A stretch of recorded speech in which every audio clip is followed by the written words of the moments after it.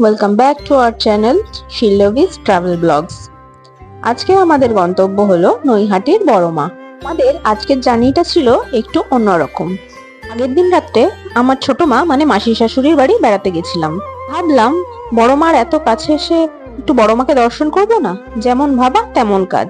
আজ সকাল সকাল বেরিয়ে পড়লাম বড়মাকে দর্শন করতে। কাঁচরাপাড়া গান্ধীর মোড়ের কাছ থেকেই আমরা একটা টোটো করে নিলাম। সেখান থেকে বাগমোড় থেকে বাঁ সাইডে বেঁকে গেলে আধ ঘন্টার মধ্যেই পৌঁছে যাব নৈহাটি। কাঁচরাপাড়া থেকে নৈহাটি যাওয়ার মাঝখানে পড়বে হালিশহর। তো আপনারা সেখানে দেখে নিতে পারেন রামপ্রসাদের ভিটে। আমাদের সেটা দেখার আগেই ছিল, তাই জন্য আমরা আর সেখানে যাইনি।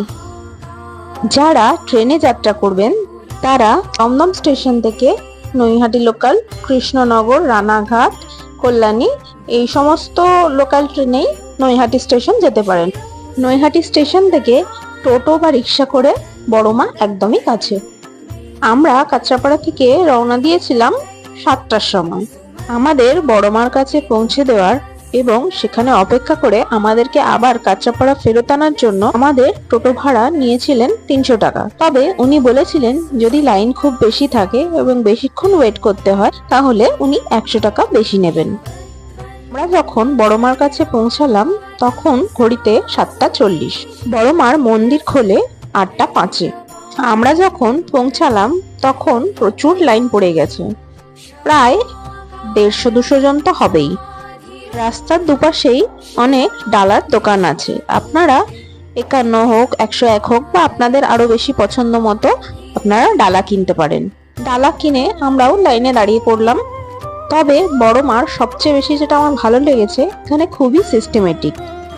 একবার যখন লাইন ছাড়ছে প্রায় 50-60 জন কি তারও বেশি হয়তো একেবারে মন্দিরের ভেতর প্রবেশ করতে পারছে। সুতরাং আমাদের আধ ঘন্টার মধ্যেই পুজো দেওয়া হয়ে গিয়েছিল। পুজোর নিয়মও ছিল খুব সুন্দর। আমরা ঢোকার সময় আমাদের হাতে একটা করে জবা ফুল দেওয়া হলো। তারপর একসাথে সবাই মন্দিরে ঢুকে গিয়ে ঠাকুর মশাই মাইকে মন্ত্র বললেন, আমরা সবাই পুষ্পাঞ্জলি দিলাম। তারপর একটা বড় ঝুড়ি পাস করা হলো, সেখানে আমরা সবার ফুলগুলো দিয়ে দিলাম। সেখান থেকে ঝুড়ি সমেত মায়ের পায়ে ফুলগুলো দেওয়া হলো। তারপর যে যার ডালা নিয়েছিলেন সেই ডালা দিয়ে পুজো দিলেন আর প্রণামী বাক্সে প্রণামী দেওয়া হলো। পুরো সিস্টেমটাই আমার ভীষণ ভালো লেগেছে। যত বেলা বাড়ছে ভিড়ও তত বাড়ছে। আরো একটা জিনিস এখানে দেখলাম, এখানে যাদের মনস্কামনা পূর্ণ হয় তারা এখানে দণ্ডি কাটতেও আসেন। তাদের জন্য এন্ট্রান্সটা আলাদা, তাদেরকে আর আলাদা করে লাইনে দাঁড়াতে হয় না, তাদেরকে আগেই ছেড়ে দেওয়া হয়। তারা গঙ্গা থেকে স্নান করে দণ্ডি কাটতে কাটতে একদম মন্দিরে ডিরেক্ট প্রবেশ করেন। আগে এই মন্দিরে মায়ের একটা ফটো দিয়ে পুজো করা হতো। 2023-এর কালী পুজোর আগেই এই এখনকার বড়মার মূর্তিটি প্রতিষ্ঠা করা হয়। প্রসঙ্গত বলে রাখি, মন্দিরের ভেতরে ফটোগ্রাফি একদমই অ্যালাউড নয়। বড় মায়ের ছবিটি আমি ইন্টারনেট থেকে কালেক্ট করেছি। 8:45-র মধ্যে আমাদের পুজো দেওয়া কমপ্লিট হয়ে গেছিল। মন্দির থেকে 5-7 মিনিটের ডিস্টেন্সেই হলো গঙ্গা। পুজো দিয়ে বেরিয়ে আমরা একটু গঙ্গা মাতাকেও দর্শন করে নিলাম। সকালবেলা গঙ্গার পাড় থেকে গঙ্গাকে দেখতে বেশ দারুণই লাগছিল।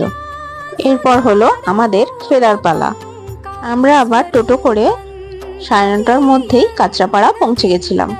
ভিডিওটি ভালো লাগলে লাইক, কমেন্ট ও শেয়ার করে দেবেন এবং নতুন বন্ধুরা আমাদের চ্যানেল শিল্লভিস ট্রাভেল ব্লগসকে সাবস্ক্রাইব করে দেবেন। দেখা হবে পরের কোনো ভিডিওতে নতুন কোনো জায়গা নিয়ে। ততক্ষণের জন্য টাটা।